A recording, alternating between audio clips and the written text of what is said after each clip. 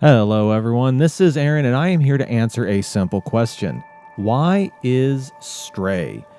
Now, it is no understatement whatsoever to say that this is the most important game you will ever play in your entire life. No, I know. You're thinking, oh, what about The Last of Us? Or, oh, what about God of War Ragnarok? Or, oh, I don't know, what about Horizon Zero Dawn? Yeah, no. Those games have zero meaning to them when compared to the pure artistry that is Stray. Now, why would I say that, you might be asking? Well, it's actually very simple. Stray is a game where you are a cat.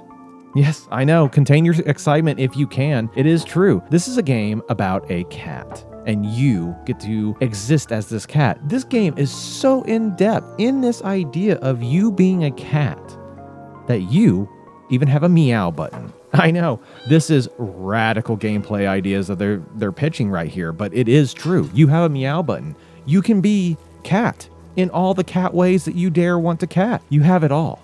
Now, on a serious note, Stray is, at its core, a platform puzzle game. What I mean by that is it is the kind of game where you're going to be looking around and you're going to have to figure out exactly how you're going to get from A to B. Now, it's not necessarily a true puzzle game in that you are having to get to a certain location to simply open a door, something such as like Portal. The objective is not to solve the puzzle, but the puzzle is how you get to the objective. A great example is you will meet someone and they will be like, hey, cat, I would love to help you, but unfortunately, I could use a drink, so I can't help you until I have a drink. You look around and you notice, oh, over on top of this building, there's a vending machine. I bet I can get a drink from this vending machine. And you then have to figure out exactly how you're going to get up there. Now, you are just a cat. There is nothing unique that I have seen thus far that would tell me that you are anything but just a normal house cat. So you have to figure out how to get up there the ways a cat would. And this includes climbing on things that you're not supposed to climb on. It also includes knocking things over and being a general menace to society. Now, the other part of Stray is kind of, from what I have seen, a mystery solving game. So we're going to back up really quick. The story begins with you living with your cat friends, possibly family. You decide to go on a journey that only cats would understand, and tragedy strikes and you are separated from your group.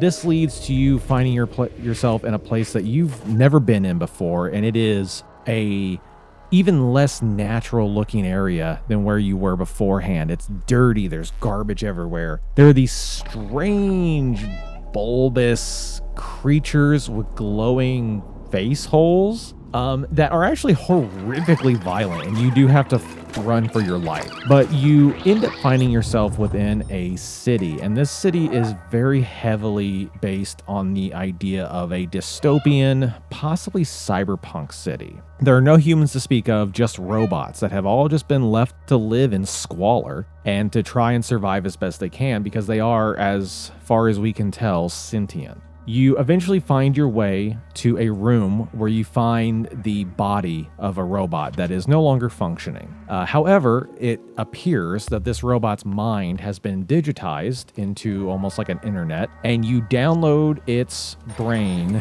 into a scout unit that then, for as far as I know, the rest of the game lives in a little backpack with you, and he's able to talk to you, and it's fantastic. The mystery part is that his memory has been corrupted, and you have to try and help him figure out what the hell happened, who he is, or it is perhaps, and also to try and figure out what has happened. The game very heavily hints that humans were here, and we built cities as we do, we advanced technology as we do, and over the course of untold number of years, we destroyed the world as we do. And at one point, the humans just left. As far as any of the robots that I have encountered in the game have said, they've just left. Now, whether that means that we humans abandoned the area, abandoned the planet, or died out, that's left to be seen. But we're gone, and it's just the robot. The city that you are in is built on multiple levels. It's kind of reminiscent of Midgar from Final Fantasy VII, or perhaps the cities that we see, the Scrapyard in Battle Angel Alita, where the people on the very, very bottom cannot even see the sky because there's more city built above them. And they live in just absolute horrific conditions. It's the most depressing, toxic, awful, like poverty you can possibly imagine. Now, granted, you're a cat, so you don't really care about any of this. You're just kind of doing your thing. And this weird little, like, drone dude on your back is like, yo, let's go this way. And you're like, well, I'm going to go this way. I'm a cat. It's actually truly fantastic. Now, I've made some jokes, obviously, in the beginning about the idea of the importance of this game. Now, the story, the narrative that it is going to tell us could definitely be important, and it could definitely import some values or lessons that would be worth learning. It's obviously showing the consequences of humanity and our arrogance when it comes to how we use the planet, but I don't really know for sure if that is going to be necessarily the biggest and important part of this game for you, the player. It definitely is. Now, for these Why Is videos, these are a first look. I do not finish a game to make this video. I just play as much as I want into it, and then I make the video. Now, some games have captured me. When I did my Citizen Sleeper, I finished that game before I made the video. Stray, I'm going to finish on my own, and I'll learn more about it then. But as a first look, this is the kind of game where it starts off with this novel idea. You get to play as a cat. And they're not joking when you're a cat. You are just a domestic house cat. Granted, you are a stray one. But in terms of what you can do in the game, you can interact with small objects that it makes sense that a cat could interact with. You can find nap spots scattered throughout the world, and you can take naps. From what I've seen, those don't actually do anything other than give you the pleasure of having a literal cat nap. You can scratch on rugs, chairs, doors, the typical things that cats would do. And again, it doesn't seem to have any true import other than the idea that this allows you to live as a cat would, and as all of us know, people are either cat people or they're not, and people who are not cat people are just wrong, obviously. But it just lets you live this life, and it lets you get immersed, and you can just have fun.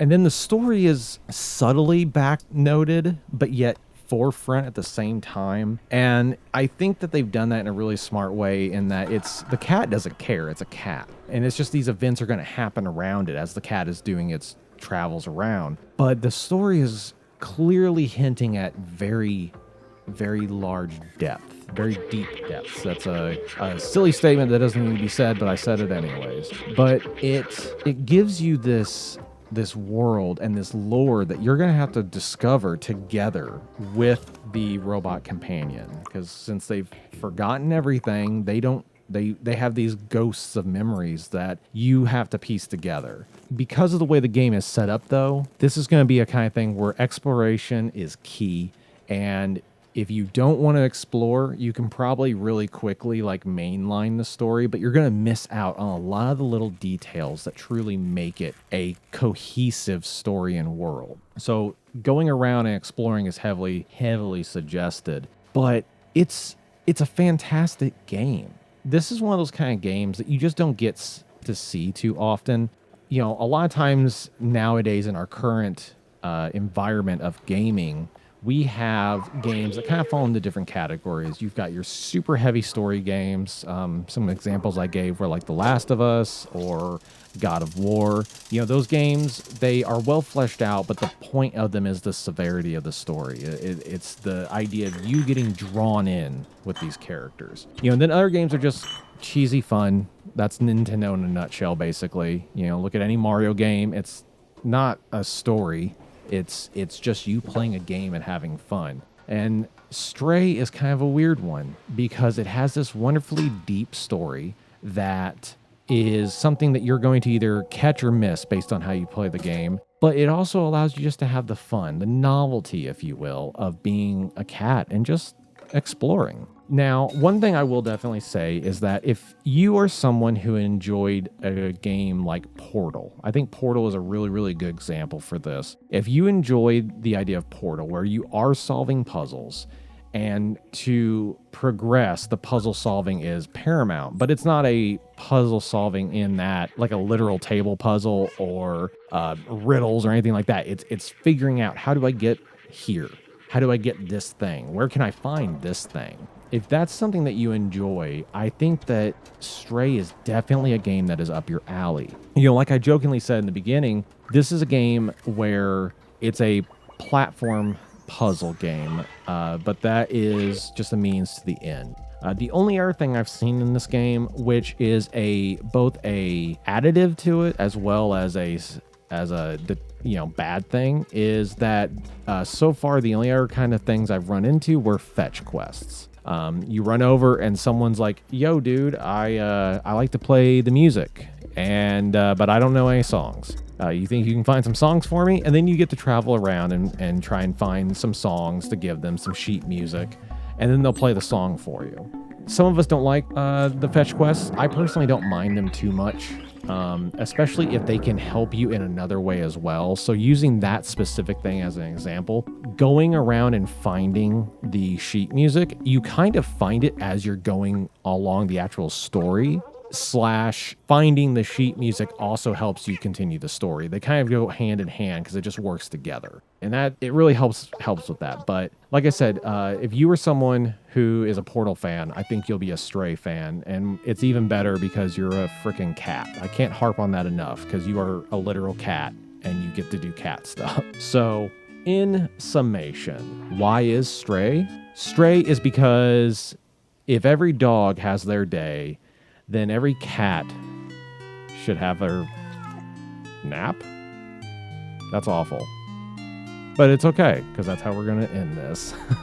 Thank you so much, though. I really do hope you enjoyed this video. I am so happy to be back making the videos. If you did enjoy, you know the usual thing to do with the whole liking and subscribing. Look up the Discord that we have linked on the channel. That is where all of us here at Donaram hang out and just have great conversations and share nerdy stuff. It's a great, just easy, fun place to be. I look forward to talking to you there, and I will see you in the next one.